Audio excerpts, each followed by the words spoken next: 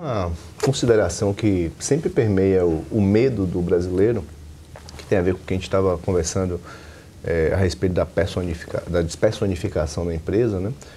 São os credores, né? Muita gente pensa na ideia de internacionalizar para fugir de credores. Infelizmente, é uma prática que a gente se depara o tempo todo, fruto, na minha opinião, de uma insegurança, né, jurídica que a gente vive no Brasil, onde, de fato, você pode ser penalizado por estar numa contraparte de alguém com um relacionamento superior ao seu, por exemplo, né? O que você pode trazer de reflexões para um investidor brasileiro que vai montar a sua estrutura aqui em relação a eventuais credores brasileiros sobre esse patrimônio? Quais são os limites dessa segurança, né? Vamos dizer assim, de forma geral, sem a gente ir num aprofundamento de fato analítico, né? Ou seja, o fato de eu ter uma sociedade, por exemplo, num outro país como os Estados Unidos, e um patrimônio, seja qual for dentro dela, já reduz o risco de um credor brasileiro acionar este patrimônio por conta de a empresa aqui ser tratada como uma pessoa diferente do seu proprietário? Ou a gente tem também aqui o risco, né, de eventualmente esse patrimônio ele ser acionado? Eu não queria trazer credores federais como tributos, trabalhistas, mas credores habituais, né, contrapartes de uma empresa, fornecedores de serviço, né? O que você pode trazer de análise geral sobre esse aspecto aqui, Luiz? Não, perfeito. O grande X é o seguinte, porque o que acontece? Hoje lá no Brasil, você pode, digamos, tem um credor lá que queira te cobrar aqui. Então, já ocorreu casos no passado, onde o cliente teve esse problema. A gente ajudava também, apoiava ele no Brasil lá com a questão da empresa dele, da estrutura, sempre trabalhando em conjunto com o pessoal lá no Brasil. E também interagimos aqui com os advogados dele, que basicamente deixaram ele bem mais tranquilo. Vai falar, olha, para um credor seu do Brasil, chegar aqui, querer bloquear recurso seu, o caminho não é fácil e o caminho é um caminho caro. Então tem que ser, para justificar essa movimentação a princípio, tem que ser falando de um valor bem relevante, porque só gastos com advogado aqui depois vai ser puxado. E o pessoal vai querer cobrar na frente. Então tem que ser, além de tudo, um valor alto e que enxergue que vai ter um retorno depois lá na frente almejado. Porque o que dificulta muito também essa busca aqui é a própria forma que a estrutura é montada aqui, o regime é montado aqui nos Estados Unidos, porque tem muitos estados que concedem um sigilo societário, então não tem como saber no registro público quem é o sócio daquela empresa. Então um credor lá no Brasil consultando o site da junta comercial aqui, pode não ter essa informação de forma aberta ali, automática. Então vai requerer um ofício do Brasil para cá, para que seja cumprido. Aqui o juiz do estado, o respectivo estado, fala, abra a informação de quem é o sócio dessa empresa, porque tem esse credor que demonstrou que tem interesse. Então fica muito mais difícil um credor lá, não só Brasil, mas de outro país, vir buscar aqui algum ativo por conta desse débito no exterior. E credores locais, a gente sempre destaca aqui para os clientes, os advogados destacam para os clientes que o que tem que tomar cuidado, principalmente, é a questão do risco que o negócio gera. Então, tem muito cliente, por exemplo, tenho aqui essa empresa, tem uma construtora, vou começar a comprar os veículos, deixar dentro da empresa.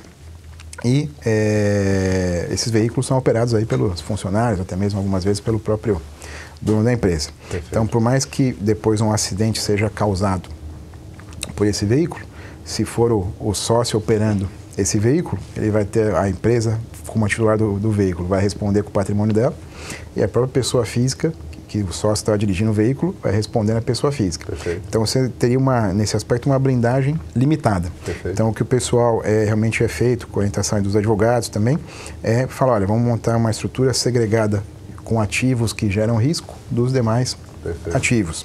Então, empresas são montadas, por exemplo, com o objetivo exclusivo de ser dona de veículo, dona de embarcação, dona de aeronave, porque isso traz um grande risco. E aí deixar os veículos, nesse caso, a embarcação, a aeronave, deixar operado não pelo dono da empresa, mas por um terceiro. E aí contratar um seguro, não, digamos, além mínimo, mais um seguro mediano, para que se porventura o operador ocasionar algum problema, também esteja o seguro ajude a cobrir. Mas o patrimônio da família depois fique resguardado, separado em outra caixinha. Recentemente nós vimos um planejamento societário que aqui nos Estados Unidos, da qual a holding, né, offshore, estava nas ilhas Cristóvão e Nevis. Né? Em conversa com os advogados do cliente, lá é preciso fazer um depósito inicial de $100 mil para iniciar um processo. Ou seja, é pouco motivador, né, você fazer uma reclamação contra um país desse, que adicionalmente ele vai ter custos advocatícios elevados, né, como não residentes no local, e vai transitar num ambiente, numa jurisdição altamente protetiva para os investidores. Né? Eu percebo que aqui nos Estados Unidos também há um cuidado nessa equidade de não pender para a empresa, ou para o credor, para o devedor. Né? Há um entendimento justo do que se fazer.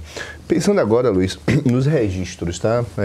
Em termos de compliance, de rotinas obrigatórias que um investidor brasileiro precisa ter aqui nos Estados Unidos, quando ele decide ter, por exemplo, veículos societários para deter os seus investimentos, né?